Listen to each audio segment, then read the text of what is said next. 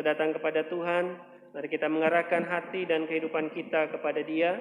Dan marilah kita memulai ibadah kita dengan pengakuan bahwa pertolongan kita datangnya dari Tuhan yang menciptakan langit dan bumi, yang tidak pernah meninggalkan perbuatan tangannya, melainkan yang terus memelihara dari hari ke hari. Adapun salam dan sejahtera dari Allah yang adalah Bapa kita, dari Tuhan kita Yesus Kristus, dalam persekutuan dengan Roh-Nya yang kudus, ada bersama-sama dengan kita saat ini, saat kita beribadah, bahkan sampai selama-lamanya. Amin. Selamat pagi Ibu Bapak Saudaraku sekalian. Mari kita naikkan pujian kita kepada Allah. Adalah pujian yang kita naikkan itu menjadi bukti bahwa kita mengasihi Allah. Dan ini menjadi bukti pengakuan kita bahwa Allah adalah Bapa kita, Bapa yang selalu ada dalam hidupan kita, dan kita mengimani hal itu. Mari kita naikkan satu pujian, Bapa yang kekal.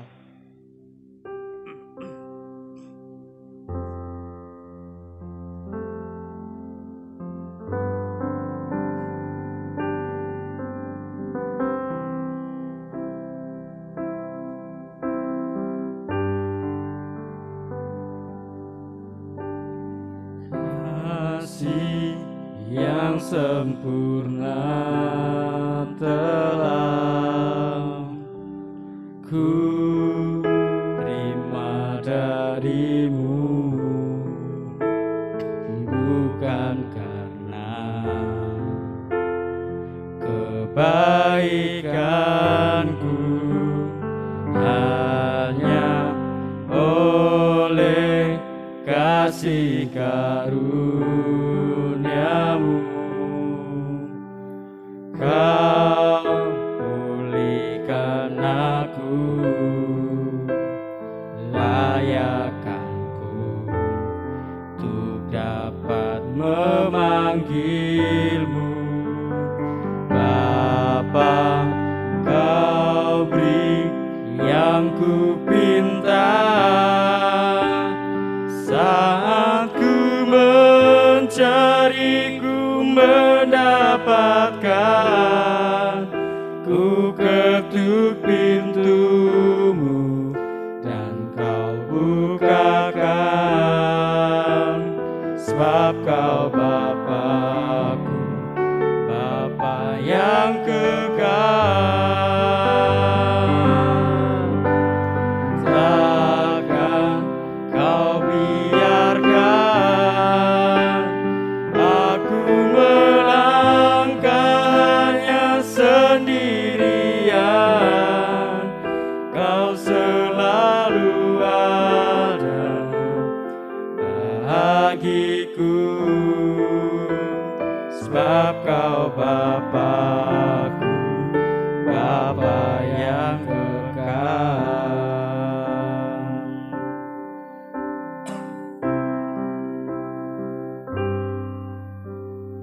Kasih yang sempurna telah ku terima darimu, bukan karena kebaikanku, hanya oleh kasih karuniamu Kau pulihkan aku, layakkanku untuk dapat memanggilmu Bapa. Kau beri yang ku pinta saat ku mencari, ku mendapatkan. Ku ketuk pintumu dan kau bukakan, sebab kau Bapa-Ku, Bapa yang kekal.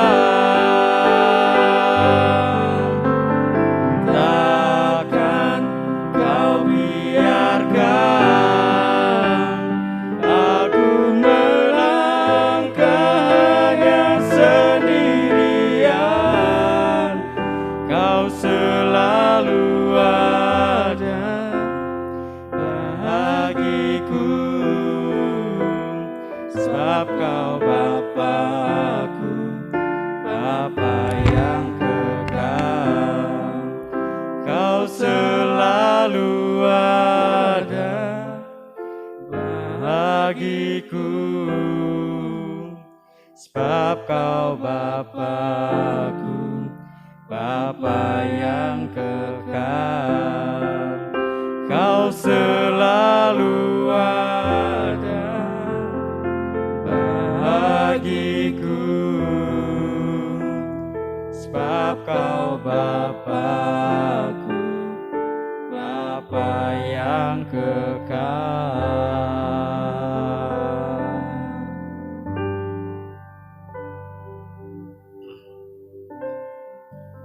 Bapa di surga, biarlah pujian ini menjadi pengakuan setiap hati kami bahwa Engkau adalah Bapa kami.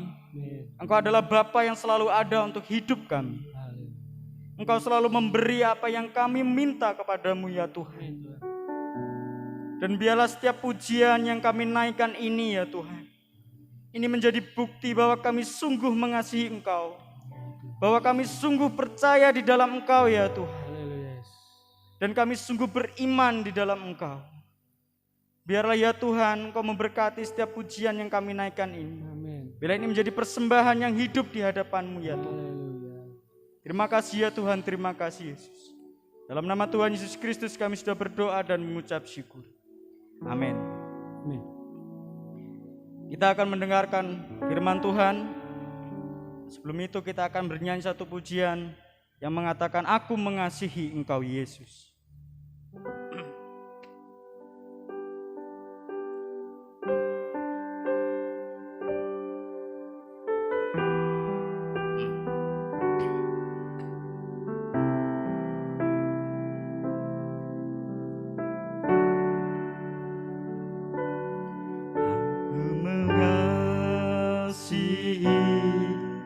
Engkau Yesus dengan segenap hatiku.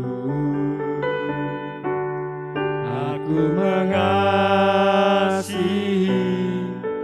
Engkau Yesus dengan segenap jiwaku. Firman-Mu siang dan malam, ku pegang perintah-Mu dan ku lakukan. Engkau tahu ya Tuhan, tujuan hidupku hanyalah untuk menyenangkan hati-Mu. Aku mengasihi Engkau Yesus. Aku mengasihi Engkau Yesus dengan segenap hatiku. Aku mengasihi Engkau Yesus dengan segenap jiwaku. Renungkan firman-Mu siang dan malam, ku pegang perintah-Mu dan ku lakukan. Engkau tahu ya Tuhan, tujuan hidup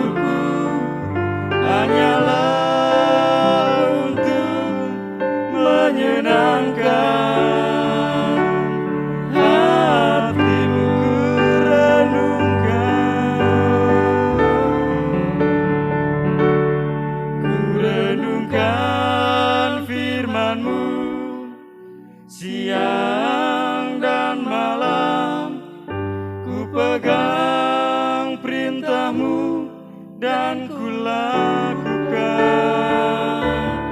Engkau tahu ya Tuhan, tujuan hidupku hanyalah untuk menyenangkan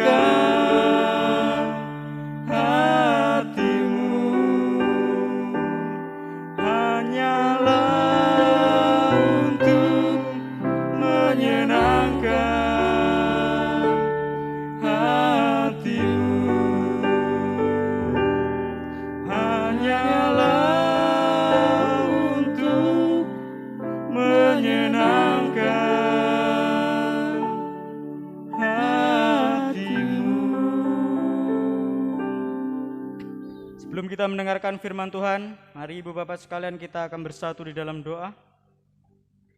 Bapa di surga, sebagaimana kami telah menyanyikan pujian, ialah firman-Mu yang akan kami renungkan siang dan malam dalam kehidupan kami ya Tuhan. Pagi hari ini kami siap untuk kami menerima kebenaran akan firman-Mu.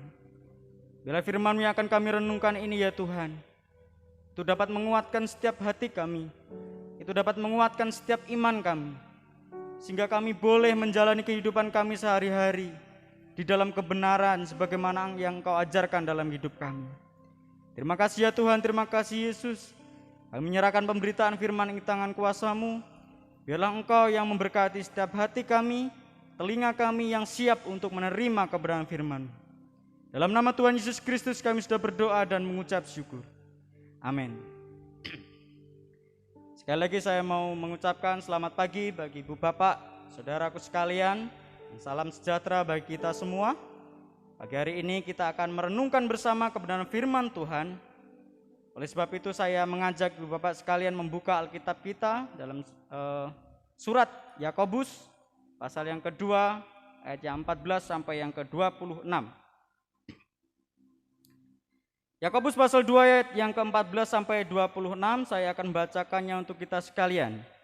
LAI memberikan judul perikop iman tanpa perbuatan pada hakikatnya adalah mati. Demikianlah bunyinya. Apakah gunanya saudara-saudaraku jika seorang mengatakan bahwa ia mempunyai iman padahal ia tidak mempunyai perbuatan? Dapatkah iman itu menyelamatkan dia? Jika seorang saudara atau saudari tidak mempunyai pakaian dan kekurangan makanan sehari-hari, dan seorang dari antara kamu berkata, "Selamat jalan, kenakanlah kain panas dan makanlah sampai kenyang," tetapi ia tidak memberikan kepadanya apa yang perlu bagi tubuhnya, apakah gunanya itu? Demikian juga halnya dengan iman. Jika iman itu tidak disertai dengan perbuatan, maka iman itu pada hakikatnya adalah mati. Tetapi mungkin ada orang berkata, "Padamu ada iman, dan padaku ada perbuatan." Aku akan menjawab dia, "Tunjukkanlah kepadaku imanmu itu tanpa perbuatan, dan aku akan menunjukkan kepadamu imanku dari perbuatan-perbuatanku." Engkau percaya bahwa hanya ada satu Allah saja, itu baik. Tetapi setan-setan pun juga percaya akan hal itu dan mereka gemetar. Hai manusia yang bebal, maukah engkau mengakui sekarang bahwa iman tanpa perbuatan adalah iman yang kosong?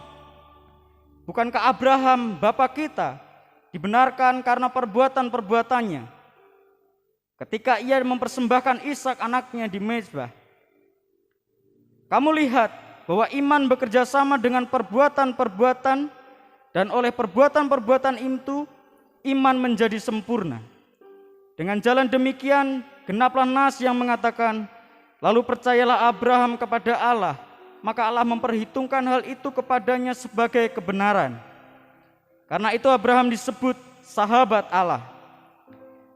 Jadi kamu lihat bahwa manusia dibenarkan karena perbuatan-perbuatannya dan bukan hanya karena iman.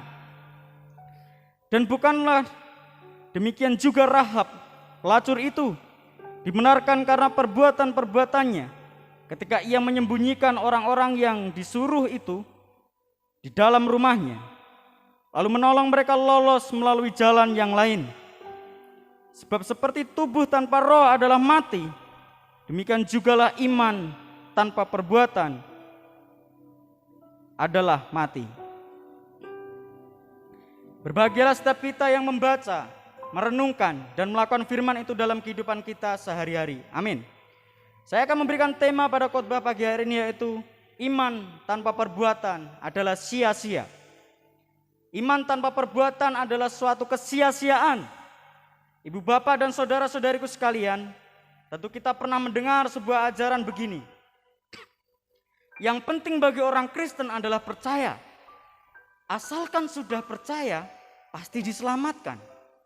Hal itu memang baik, karena hal itu yang Paulus ajarkan dalam beberapa bagian suratnya. Manusia dibenarkan oleh karena imannya, sehingga manusia mendapat keselamatan. Namun demikian, perbuatan baik menjadi sesuatu yang penting untuk dilakukan oleh orang Kristen. Hal itu sebagaimana yang dijelaskan dalam surat Yakobus yang telah kita baca sesama. Pertanyaannya, pertama, apakah ajaran Paulus bertentangan dengan apa yang disampaikan dalam surat Yakobus? Yang justru dalam surat Yakobus mengajarkan mengenai iman yang harus disertai dengan perbuatan. Kedua, mengapa dan apa pentingnya sebuah perbuatan baik kalau kita sudah diselamatkan? Jadi saat kita berbicara apakah Paulus dan Yakobus bertentangan, tentu saja ajaran Paulus dan Yakobus tidak bertentangan. Karena keduanya sama-sama menjelaskan mengenai iman di dalam Gusti Yesus Kristus. Persoalannya bukan pada bertentangan atau tidaknya antara apa yang diajarkan Paulus dengan Yakobus. Tetapi perlu dipahami bahwa persoalan masyarakat yang dihadapi oleh Paulus berbeda dengan persoalan yang dihadapi oleh Yakobus. Oleh sebab itu, sekilas ajaran mereka berdua terkesan memiliki satu perbedaan. Padahal yang diajarkan adalah sama, yaitu mengenai iman di dalam Gusti Yesus Kristus. Hanya bedanya, Paulus harus berhadapan dengan mayoritas masyarakat yang belum mengenal Injil keselamatan. Dan mereka, masyarakat pada waktu itu yang dikenal oleh Paulus, mereka mengagung-agungkan perbuatan baik untuk memperoleh pembenaran dari Allah dan memperoleh keselamatan. Sedangkan Yakobus berbeda. Yakobus harus berhadapan dengan orang-orang yang sudah mengenal Injil keselamatan dan percaya kepada Gusti Yesus Kristus, namun mereka justru tidak mempedulikan lagi soal perbuatan baik. Bagi mereka yang terpenting adalah iman. Mereka tidak menjalankan hukum kasih sebagaimana yang Gusti Yesus ajarkan. Mengasihi Allah dan mengasihi sesama. Penting juga untuk dipahami bahwa Paulus dalam pengajarannya mengenai iman merupakan pengajaran yang diarahkan kepada pribadi kita. Tentang pertanggungjawaban iman di hadapan Allah. Apakah oleh iman kita Allah akan membenarkan hidup kita atau tidak? Itu yang Paulus ajarkan. Sedangkan Yakobus berbicara mengenai pertanggungjawaban iman di hadapan manusia. Pembenaran iman, pembenaran diri menurut standar manusia. Keduanya berbicara mengenai iman yang sama, yaitu iman di dalam Gusti Yesus Kristus, namun memiliki fokus yang berbeda. Paulus lebih kepada hubungan iman itu, pertanggungjawaban pribadi dengan Allah, sedangkan Yakobus lebih berfokus pada pertanggungjawaban iman itu, pembuktian iman itu kepada sesama manusia. Jadi masing-masing memiliki maksud yang berbeda dalam pengajarannya mengenai iman di dalam Gusti Yesus Kristus. Hanya maksudnya saja yang berbeda, tujuannya saja dan fokusnya yang berbeda. Tetapi iman yang diajarkan oleh Paulus maupun Yakobus adalah iman yang sama, yaitu iman di dalam Gusti Yesus Kristus. Keduanya tidak bertentangan. Lalu mengapa kita harus melakukan perbuatan baik? Kan kita sudah diselamatkan, untuk apa kita berbuat baik? Pada ayat 14 sampai yang ke-20 dalam Yakobus, sebagaimana yang telah kita baca, kita dapat memahami bahwa perbuatan baik merupakan sebuah bukti kalau kita sudah diselamatkan. Jadi alasan kita harus berbuat baik adalah bukan untuk mendapat keselamatan, melainkan karena kita sudah diselamatkan. Kita sudah menerima kebaikan, anugerah yang Allah limpahkan dalam hidup kita, maka kita pun turut meneladani Allah dengan melakukan perbuatan baik. Kepada siapa? Kepada sesama kita. Jadi saat kita berbicara mengenai Kristen, maka kita berbicara mengenai kehidupan kita. Dalam surat Yakobus telah dijelaskan bahwa iman harus dibuktikan dalam kehidupan kita sehari-hari. Artinya Kristen atau tidaknya kita juga harus mendengar bagaimana orang lain menilai diri kita dari tindakan-tindakan yang kita lakukan. Kalau apa yang kita lakukan, yang kita kerjakan, dan tindakan kita tidak mencerminkan nilai-nilai dalam kekristenan, sebagaimana yang Gusti Yesus ajarkan, dapatkah kita disebut sebagai orang Kristen yang beriman? Kalau perbuatan-perbuatan kita tidak mencerminkan sebagai pengikut Gusti Yesus, dapatkah kita disebut sebagai orang yang percaya kepada Gusti Yesus? Kalau hanya berbicara mengenai iman, merupakan bentuk percaya kepada satu Allah, dan di dalam Gusti Yesus ada keselamatan, itu adalah hal baik. Masalahnya, di ayat 19 dikatakan bahwa setan pun juga percayakan hal itu. Jadi iman saja dinilai belum cukup. Bagi Yakobus iman saja belum cukup menjadi bukti kalau kita benar-benar percaya kepada Allah. Iman harus dibuktikan melalui perbuatan kita, melalui apa yang kita kerjakan, tindakan kita, apa yang kita lakukan. Contoh, kita percaya dan mengimani bahwa kita dilindungi oleh Allah. Allah akan menjaga kita dari pandemi yang sedang melanda dalam kehidupan kita. Namun kalau diri kita sendiri sembrono, tidak menerapkan protokol kesehatan dengan ketat, apakah dapat menjamin kita dapat terhindar dari pandemi? Kita kelayapan kemana-mana, kesualayan, kekeramaian dan sebagainya, sedangkan kita tidak menerapkan protokol kesehatan dengan ketat, apakah hal itu akan menjamin? Jangan pernah kita mencobai Allah dengan kita bersikap sekarpe dewe. Itu sesuatu yang salah. Itu namanya mencobai Allah. Maka kita harus memahami dan belajar. Belajar untuk beriman. Beriman itu tidak hanya sebatas ucapan saja, melainkan harus dinyatakan dalam kehidupan kita. Allah memiliki sangat banyak cara untuk melindungi kita. Sebab Allah dapat menyatakan karyanya melalui siapapun dan apapun. Jadi kalau pemerintah membuat aturan tentang prokes, maka kita pun harus menerapkannya dalam kehidupan kita sehari-hari.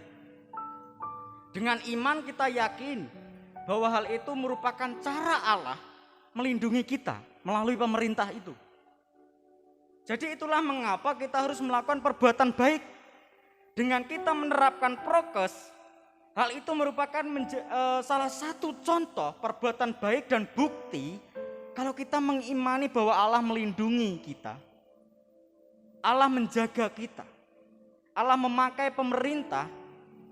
Allah memakai kebijakan-kebijakan yang dibuat oleh pemerintah untuk melindungi kita. Saya hendak bersaksi tentang hal ini. Beberapa waktu lalu di asrama itu tinggal mahasiswa tingkat akhir, dan di lantai 2 itu berjumlah tinggal 4 orang. Seminggu sebelumnya kami melakukan ujian skripsi, itu pada tanggal berapa saya lupa, bulan Juni intinya. Setelah ujian skripsi ada salah satu kakak tingkat saya. Terus kemudian setelah ujian kami berfoto bersama melepas masker. Tidak hanya berhenti di situ, karena saking senengnya kami lulus ujian skripsi, kami keluar nongkrong bareng. itu berlima dengan kakak tingkat saya itu.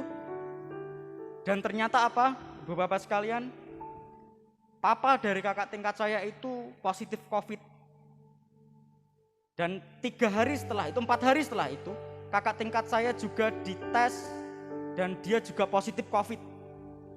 Otomatis kami yang nongkrong bersama dengan dia, kami yang berfoto bersama dengan dia, panik, khawatir. Dan apa yang terjadi? Setelah 3 hari setelah kakak tingkat saya itu juga positif, dan 3 hari kemudian mulailah muncul gejala-gejala itu dalam kehidupan kami itu di asrama. Dan saat dites, ternyata 5 orang, termasuk saya, yang jelas saya tidak ikut tes tapi gejalanya semua COVID. Dan saya bergaul dengan mereka, teman-teman saya yang tes positif itu, otomatis saya pun juga positif. Jadi 5 orang drop, dapat dinyatakan karena COVID-19. 1 perempuan, 4 laki-laki. Kami drop. Tengah malam saya hanya menangis. Saya membayangkan betapa enaknya kalau saya di rumah sakit diurusi orang tua saya. Rasanya kalau badan saya panas, nyeri di otot, rasanya kayak mau udah nggak ada. Sampai saya pun sempat bertanya pada Tuhan, Tuhan aku ini masih mau hidup apa enggak? Sakit rasanya. Dan bayangkan tersiksanya terkena COVID itu, makan nggak ada rasanya, nggak ada aromanya. Betapa tersiksanya. Dan saya mengalami itu, bahkan teman saya salah satunya sampai sesak nafas. Hanya satu keterlenaan kami. Kami menyepelekan prokes, melepas masker, berfoto bersama terus nongkrong. Tapi kami beriman kalau kami itu dijaga oleh Allah. Kami dilindungi oleh Allah. Ternyata itu enggak cukup kalau kita tidak memberikan satu usaha, satu perbuatan. Untuk diri kita sendiri juga berusaha mendukung bahwa Allah itu akan menyatakan karyanya melindungi dan menjaga kita. Akibatnya saya juga merasakan sakit itu, COVID itu. 2 minggu saya tidak bisa ngapa-ngapain, drop, benar-benar drop. Demam yang saya rasakan itu 1 minggu, 7 hari. Oleh sebab itu Bapak-bapak sekalian, iman tanpa perbuatan itu kosong. Beriman saja belum cukup tanpa disertai sebuah usaha dari diri kita sendiri. Oleh sebab itu kemudian kalau kita berbicara mengenai apa pentingnya perbuatan baik, maka kita dapat menemukan sebuah jawaban bahwa perbuatan baik menjadi sebuah bukti yang Allah pertimbangkan untuk kita layak dibenarkan atau tidak. Ayat 21-26 begitu jelas bahwa perbuatan baik itu penting dan diperhitungkan oleh Allah. Abraham dan Rahab menjadi bukti bahwa Allah tidak hanya menilai seseorang berdasarkan ketetapan hatinya, berdasarkan kepercayaannya kepada Allah, namun juga menilai seseorang, membenarkan seseorang berdasarkan apa yang diperbuatnya, apa yang menjadi tindakannya. Proses pembenaran diri kita dimulai sejak kita percaya kepada Gusti Yesus Kristus menjadi juru selamat dalam hidup kita, hingga akhir dari kehidupan kita. Dalam proses itu, kita harus melakukan perbuatan baik karena hal itu turut menyempurnakan pembenaran hidup selama kita mengiring Allah di dunia ini. Pentingnya perbuatan baik ini juga menjadi sebuah kritik terhadap mereka yang hanya mempedulikan persoalan mengenai iman saja, yang hanya berhenti pada sebatas pengetahuan saja dan tidak dinyatakan dalam kehidupan kita sehari-hari. Dan itulah yang Yakobus kritik terhadap kehidupan masyarakat pada waktu itu, yang sudah tidak mementingkan lagi mengenai perbuatan baik, berbuat baik kepada sesama. Sehingga di ayat 14 dan seterusnya itu dikatakan, apa fungsinya engkau berkata kepada orang, menasehati orang, tapi engkau tidak berbuat baik, kamu tidak memberikan usaha untuk menjaminnya. Apa gunanya hal itu? Kosong. Iman tanpa perbuatan mati. Maka hal ini penting untuk kita perhatikan karena iman dan perbuatan baik itu harus berjalan seimbang dalam kehidupan kita. Jangan hanya kita beriman, tetapi kita juga harus melakukan perbuatan baik dalam kehidupan kita. Ibu, bapak, dan saudaraku sekalian, di tengah situasi yang sulit sekarang ini, marilah kita tidak hanya berhenti pada iman saja, beriman saja, melainkan kita wujudkan iman itu dalam kehidupan kita sehari-hari. Misalnya saat kita berbicara mengenai pandemi, mari kita juga beriman bahwa Allah akan melindungi dan menolong, tetapi juga kita berbuat sesuatu, memberikan usaha, berusaha supaya apa yang kita imani itu terjadi dalam kehidupan kita. Supaya apa yang kita imani kalau Allah menolong dan menjaga kita itu benar-benar terjadi dalam hidup kita. Allah bekerja bagi kita tidak hanya bagi orang-orang yang hanya beriman dan berdoa, tetapi juga bagi mereka yang berusaha. Jadi mari kita kembali menyeimbangkan antara iman kita di dalam Gusti Yesus Kristus dengan perbuatan baik kita yang menjadi kewajiban kita untuk kita laksanakan sebagai orang yang telah diselamatkan. Kalau kita mengaku memiliki iman sedangkan hidup kita tidak mencerminkan kehidupan orang beriman, maka iman yang kita miliki, yang kita nyatakan, yang kita keluarkan itu sia-sia. Tindakan kita dinilai oleh orang di sekitar kita. Kita harus pahami itu. Ingatlah bahwa kekristenan bukan hanya berbicara soal agama, bukan hanya berbicara soal KTP. Tapi kekristenan itu berbicara mengenai kehidupan kita sehari-hari. Engkau disebut pengikut Kristus kalau engkau melakukan apa yang Gusti Yesus ajarkan. Dia adalah guru kita. Dia adalah Allah kita yang harus kita teladani apa yang Dia ajarkan. Kalau kita mengaku sebagai orang Kristen, kalau kita mengaku sebagai pengikut Gusti Yesus Kristus. Jadi jangan sampai saat Allah datang kedua kalinya, Allah bertanya kepada setiap kita, adakah iman di hatimu? Jangan-jangan imanmu itu iman yang kosong.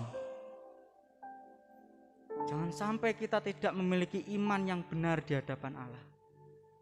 Jangan sampai Allah meninggalkan kita. Maka mari kita nyatakan, kita seimbangkan antara iman itu dengan perbuatan kita sehari-hari. Amin. Gusti Yesus memberkati dan menolong kehidupan kita. Mari kita akan datang kepada Tuhan.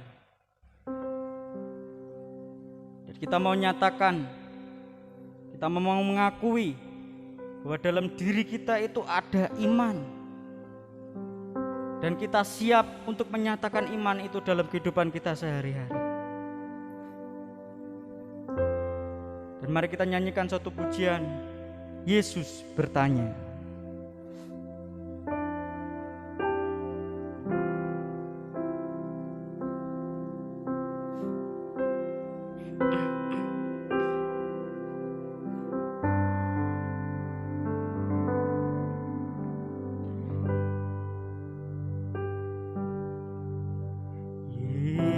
Yesus bertanya kepada kita, adakah iman di bumi ini? Bila Dia datang kedua kalinya untuk menghakimi dunia, apa yang kau buat selama hidupmu? Adakah iman di hatimu? Allah akan benarkan orang pilihannya yang sungguh berharap padanya.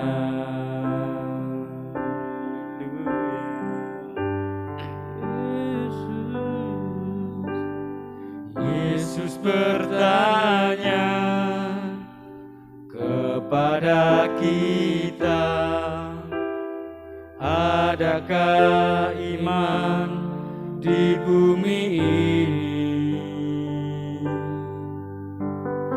Bila Dia datang kedua kalinya untuk menghakimi dunia, apa yang kau buat selama hidupmu? Adakah iman di hatimu? Allah membenarkan orang pilihannya yang sungguh berharap pada Yesus. Apa yang kau buat selama hidupmu? Adakah iman di hatimu? Akan membenarkan orang pilihannya yang sungguh berharap padanya, yang sungguh berharap padanya, yang sungguh berharap padanya.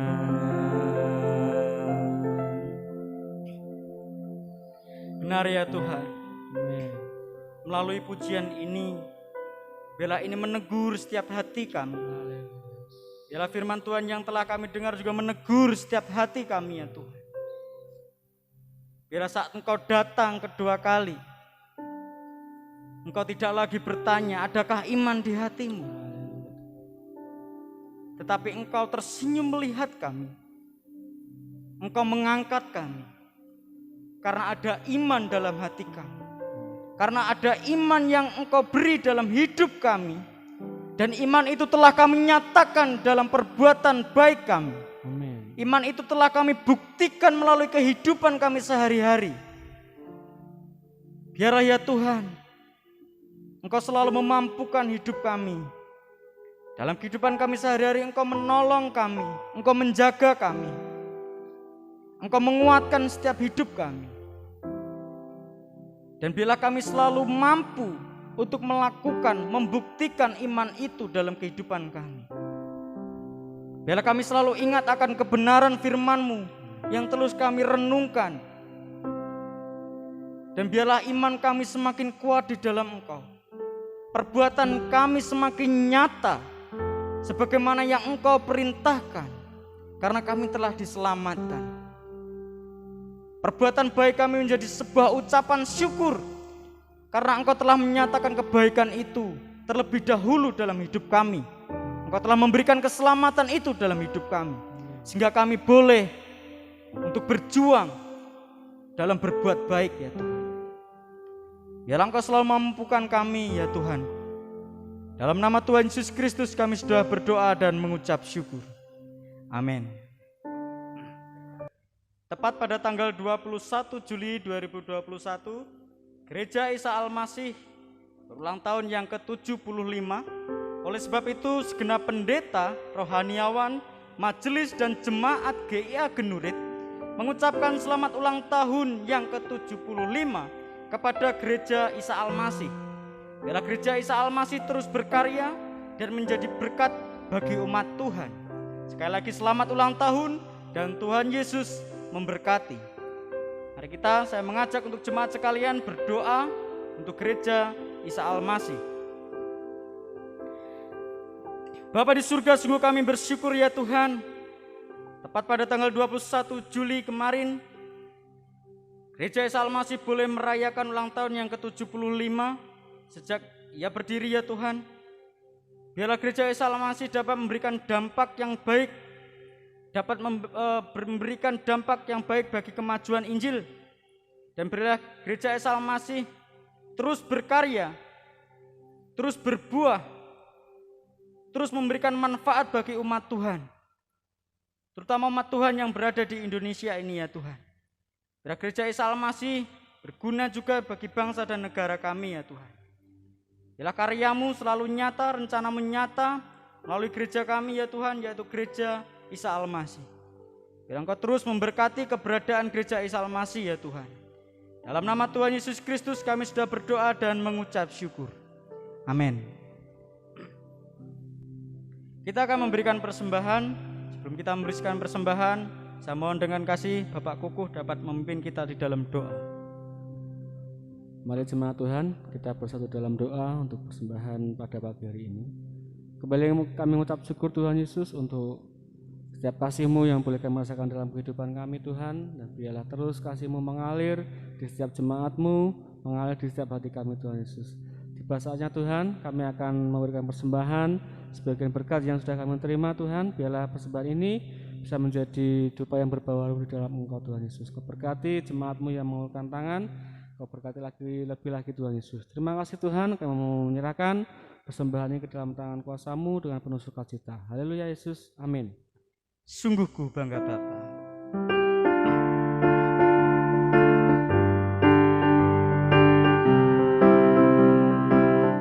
Sungguh ku bangga Bapa, punya Allah seperti Engkau. Sungguh ku bangga Yesus atas segala pengorbanan-Mu. Tak ingin aku hidup lepas dari kasih-Mu. Kasih-Mu menyelamatkan dan beriku pengharapan. Kini ku persembahkan apa yang aku miliki. Memang tiada berarti bila dibanding dengan kasih-Mu. Namun ku ingin memberi dengan sukacita di hati, karena ku tahu ini menyenangkan hati-Mu. Karena ku tahu ini menyenangkan hati-Mu. Karena ku tahu ini menyenangkan hati-Mu. Biarlah persembahan yang Ibu Bapak Saudaraku berikan dapat membantu untuk kemajuan pekerjaan Tuhan di gereja kita, di gereja Isa Al-Masih Jemaat Gendurit. Tuhan memberkati engkau dan melindungi engkau. Tuhan menyinari engkau dengan wajah-Nya dan memberi engkau kasih karunia. Tuhan menghadapkan wajah-Nya kepadamu dan memberi engkau damai sejahtera. Terimalah berkat dari Allah Bapa, kasih karunia dari Tuhan Yesus Kristus, dalam persekutuan dengan Roh Kudus yang terus menguatkan, menghiburkan, bahkan memberikan kita kekuatan, mulai dari saat ini, bahkan sampai kekal selama-lamanya, sampai Tuhan Yesus datang kedua kalinya. Haleluya. Amin. Bapa, terima kasih.